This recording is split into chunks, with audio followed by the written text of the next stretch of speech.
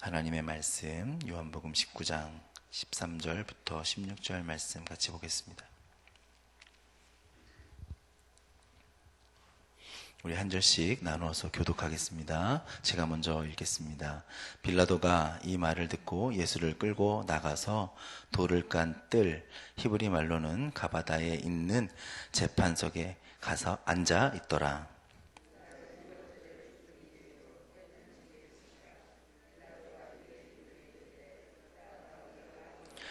그들이 소리 지르되 없이 하소서 없이 하소서 그를 십자가에 못 박게 하소서. 빌라도가 이르되 내가 너희 왕을 십자가에 못 박으랴. 대제사장들이 대답하되 가이사 외에는 우리에게 왕이 없나이다 하니.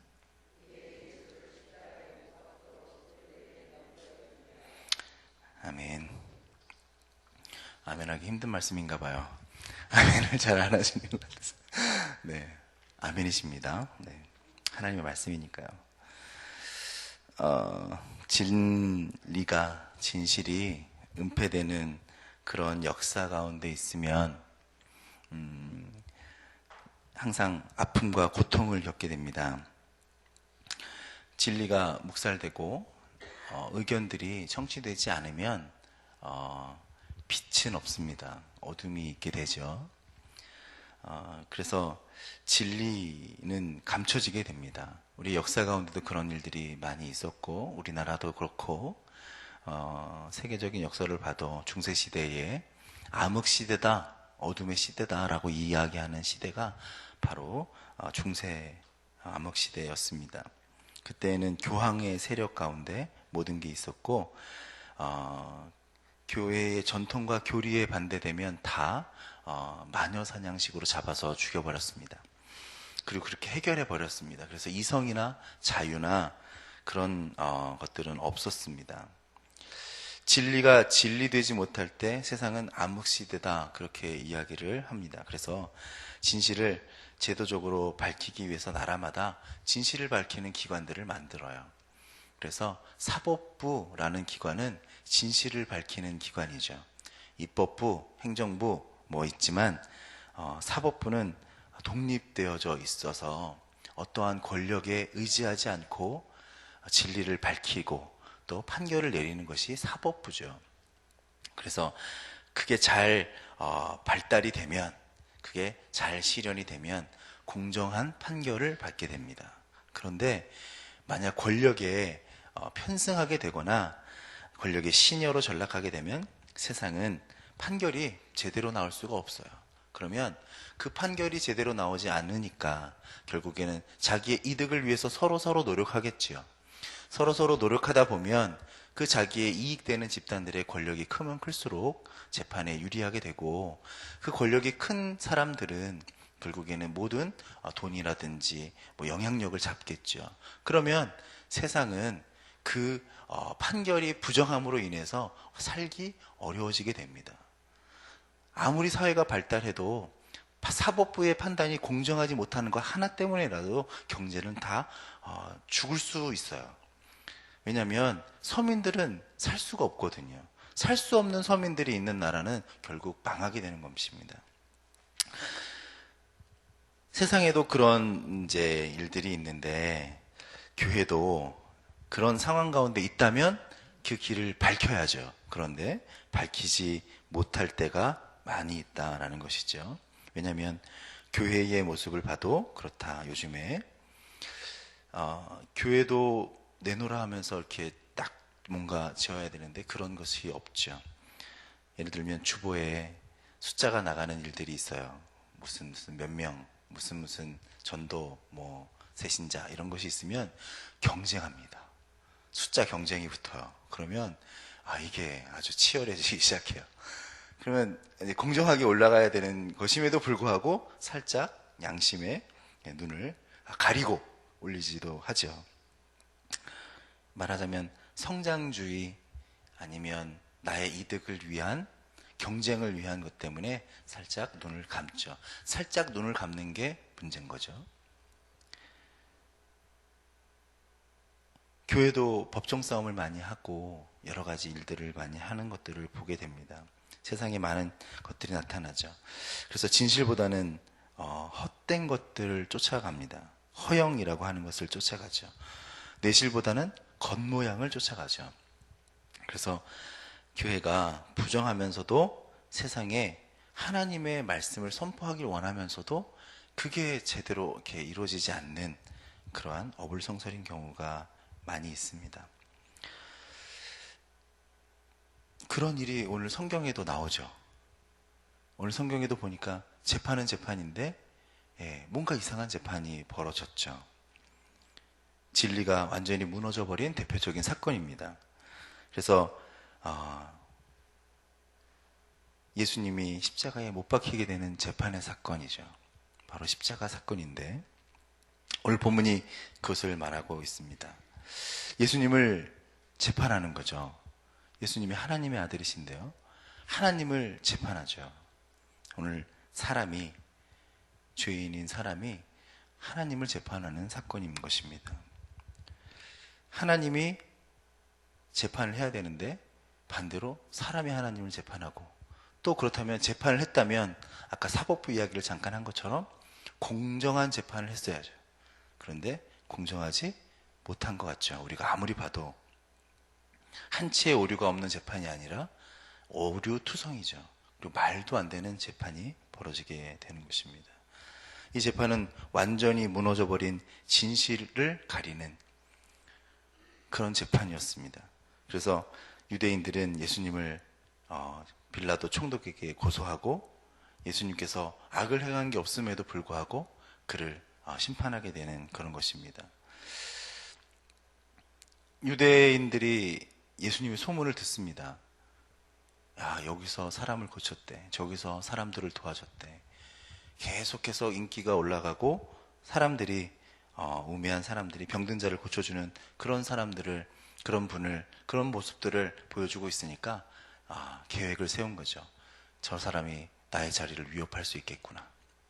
그래서 결국 고소하고 재판의 자리에까지 오게끔 만들었습니다.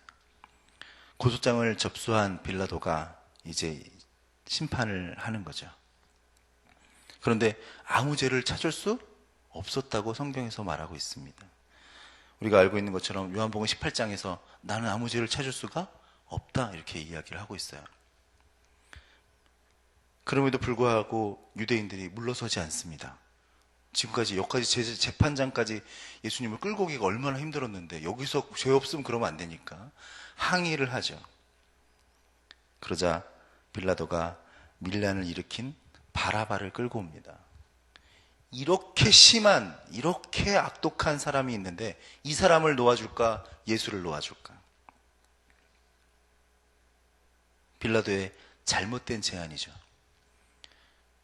이 군중이 올바른 판단을 할 거라고 생각을 한 건가 보죠. 하지만 유대 제사장들과 그 유대 세력들의 사주를 받은 백성들이 가만히 있을 리가 없습니다. 결국에는 그 무지막지한 바라바를 놓아줘라, 예수를 못 박으라, 그렇게 되어져 버리는 것입니다. 누가 누구를 선택하는 건가요? 재판장의 재판관이 재판을 해야 되는데 재판을 하지 않고 재판의 권을 넘겨버린 거죠. 그래서 결국 그 재판관이 판결을 넘기고 난 이후에 자기가 생각하는 것과 다른 방향으로 막 흘러가는 것에 깜짝 놀라지만 결국에는 잘못된 판결을 할 수밖에 없는 그런 일이 발생되게 된 것입니다. 유대인이 이야기하죠. 가이사의 충신이 아닌 거로 내가 생각하겠다. 그러니까 바로 꼬리를 내리고 판결을 내리게 되는 것입니다. 재판석에 앉아서 예수를 십자가에 못 박으라, 그렇게 내린 것이죠.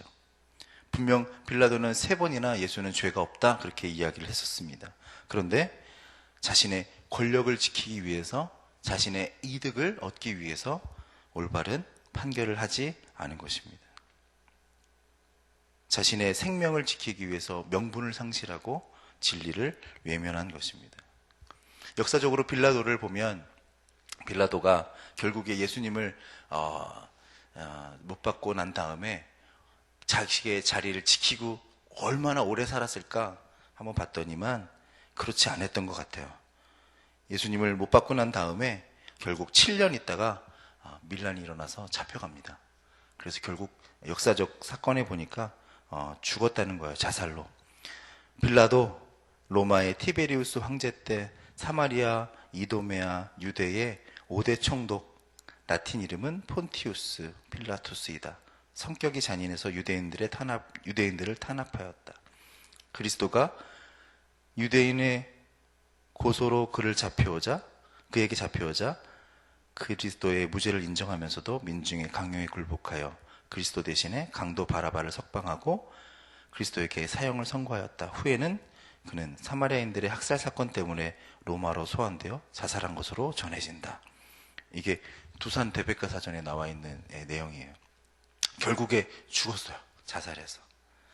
자기의 자리를 유지하려고 예수를 팔았지만 결국 호의호식하고 잘 산 게 아니라 나중에는 죽었죠. 자살해서. 빌라도는 얄팍한 계산으로 자신의 자리를 일시적으로 보존했을지는 모르지만 결국 진실을 은폐시켜버리고 맙니다. 그 다음 그 진리의 외면의 대가로 2000년의 교회 역사 동안 사도신경을 외울 때마다 우리는 빌라도에게 고난을 받으사 그렇게 외우면서 그를 많이 뭐라고 해야 될까요? 그냥 그렇게 얘기를 하죠. 죄를 단죄시킨 사람, 예수를 못 박은 사람으로 우리는 이야기를 하고 있습니다. 그는 양심의 소리, 진리의 소리에 외면했습니다. 그리고 출세와 권력과 자기 이득에 편승한 거죠. 얼마 전 제가 미움받을 용기라는 책을 봤습니다. 거기에 철학자와 청년이 이렇게 대화로 심리학에 대한 이야기를 이렇게 풀어낸 책입니다. 그런데 거기에 이런 말이 있습니다. 진정한 자유란 타인에게 미움받을 용기를 갖는 것이다. 남이 나에게 어떠한 평가를 내리든 마음에 두지 않고 남이 나를 싫어해도 두려워하지 않고 인정받지 못한다는 대가를 치르지 않는 한 자신의 뜻대로 살 수 없다라는 겁니다.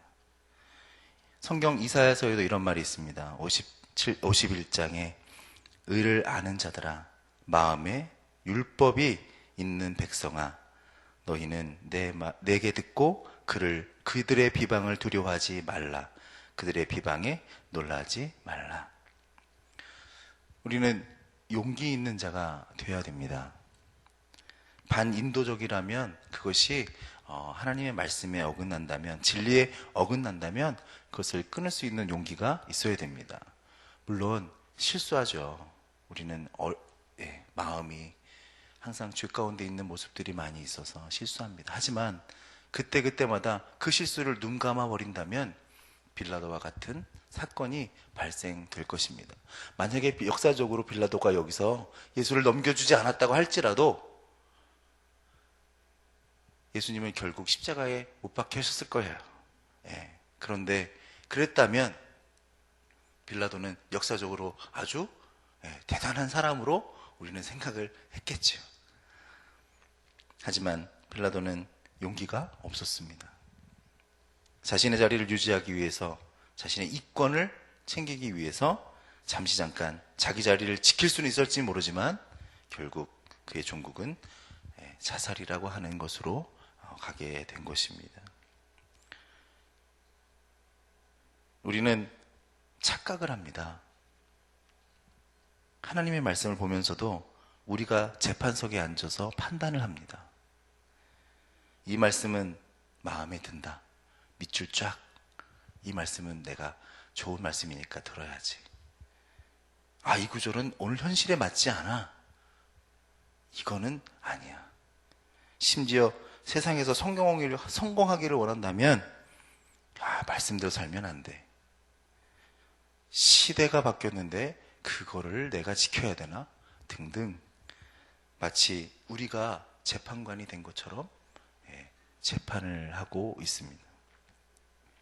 재판을 했다면 제대로 했으면 좋겠지만 또 우리는 제대로 하지도 못하죠. 결국 우리의 삶 가운데 우리는 말씀에 의해서 진리의 말씀에 나를 맡겨야 되는 것입니다. 그리고 그 말씀대로 우리가 살아야 되는 것입니다. 말씀이 우리의 삶을 판단하도록 우리가 살아야 될 줄로 믿습니다. 우리가 예수를 못 박으라고 이 시간에도 내어줄 수는 없는 것입니다. 내 판단 때문에, 내가 생각하는 것 때문에 예수를 넘겨버릴 수는 없는 것입니다. 우리가 이 시간 살아가는 우리의 모습 가운데 하나님의 말씀에 의해서, 하나님의 말씀에 판단해서 세상 가운데 미움받을 수 있는 용기라도 가질 수 있는 우리의 하루의 삶이 된다면 하나님 앞에 큰 영광이 되는 줄로 믿습니다. 우리의 모습 가운데 양심을 저버리고 말씀을 저버리고 우리가 눈을 감고 지나간 일이 있었다면 이 시간 다시 한번 회개하고, 내가 빌라도와 같은 모습으로 예수를 오늘도 십자가에 못 박으라고 넘기는 사람이 아닌 하나님의 말씀으로 든든히 서서 오늘 하루도 내가 말씀의 한 부분을 지켜냈다고 하는 용기를 가지고 살아가는 하루가 되시기를 주님의 이름으로 부탁을 드립니다. 기도하시겠습니다. 은혜와 사랑의 아버지, 감사합니다. 우리 연약함 가운데 말씀을 돌아보며 말씀의 진리가 나의 욕망의 소리보다 하나님 더 크게 들리게 하여 주시옵소서. 나의 모습 가운데 판단의 기준이 말씀으로 되게 해 주옵소서. 내가 연약하여서 내 속에 있는 나의 욕망의 소리를 더 크게 들을 때가 많습니다. 주여, 말씀을 더 굳건하게 붙잡게 하시고 그 말씀을 가지고 세상에 살면서 실천하며 용기를 가지고 하나님의 말씀을 실행해 나가는 우리의 인생이 되도록 역사하여 주옵소서. 예수님의 이름으로 기도하사옵나이다. 아멘.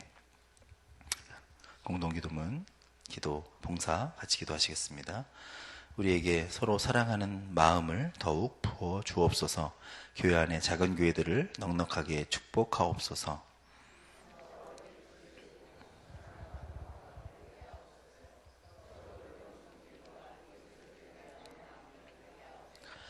사회의 약자를 끌어안는 신앙적 어머니 공동체, 소외된 계층을 돌아보는 사회적 희망의 공동체, 올바른 가치를 살아내는 정신적 공의의 공동체이게 하옵소서. 우리 교회가 여기 있어 지역 사회와 시대가 복되게 하옵소서. 아멘. 주기도문 하시겠습니다. 하늘에 계신 우리 아버지, 아버지의 이름을 거룩하게 하시며 아버지의 나라가 오게 하시며 아버지의 뜻이 하늘에서와 같이 땅에서도 이루어지게 하소서. 오늘 우리에게 일용할 양식을 주시고 우리가 우리에게 잘못한 사람을 용서하여 준 것 같이 우리의 죄를 용서하여 주시고 우리를 시험에 빠지지 않게 하시고 악에서 구하소서. 나라와 권능과 영광이 영원히 아버지의 것입니다. 아멘. 지금 들은 말씀이 내 삶으로 이어지게 하옵소서. 주일에 선포된 말씀과 성경 2000통독으로 믿음이 충만하게 하소서. 토요일 날 있는 성수동 음악회 싱크 체육대회에 많은 사람들이 참여하도록 하소서. 10월 2일 임직식 장로권사 안수집사님들이 새로 세워지게 되는데 그 직분자들과 교회가 복이 되게 하소서. 한가을 말씀 사경을 통해 말씀의 은혜를 체험하게 하소서. 또한 가져오신 기도의 제목을 하나님 앞에 아뢰신 후에 삶의 자리로 나가겠습니다. 기도하시겠습니다. 은혜와 사랑의 아버지 하나님, 오늘 우리 가운데 진리의 말씀을 다시 한번 세워가는 우리의 모습이 되도록 인도하여 주옵소서. 진리가 외면받는 순간 우리의 삶 가운데 정말 힘들고 어려운 부분들이 자리하게 될 줄로 압니다. 주님, 우리의 삶을 주님께서 지정하여 주셔서 하나님, 우리의 모습 가운데 말씀을 삶으로 이어가는 용기가 있게 해 주시옵소서. 말만 혹은 진리만 강조하다가 내 모습이 결코 어불성설이 되는 그런 모습으로 살아가지 않게 하여 주시고 하나님의 말씀이 온전히 이루어져가는 삶이 되도록 이 삶 가운데 나타나게 하여 주시옵소서. 하나님, 주님께서 진리를 아는 사람, 하나님의 말씀을 듣는 사람들이 용기를 얻는다 말씀하셨는데 빌라도의 모습을 보면서 나에도 하나님의 십자가에 못 박으라고 내어줄 수 있겠구나 하는 생각을 하게 됩니다. 주님, 인도하여 주셔서 다시 한번 이 세대를 살아가며 주를 팔아넘기는 재판하여 주를 넘겨버리는 삶이